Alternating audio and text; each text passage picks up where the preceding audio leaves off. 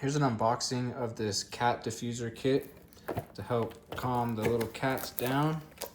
So it's comes sealed up in this plastic, and then it has this custom cardboard box right here. Let's pop it open, see what's inside. That's how it all comes packaged right there.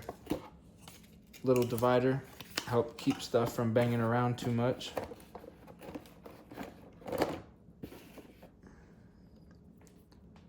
These are the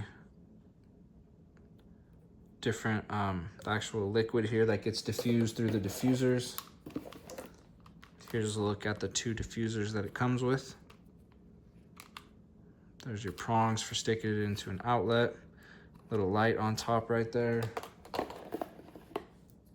And 2 more of the liquid, the refills.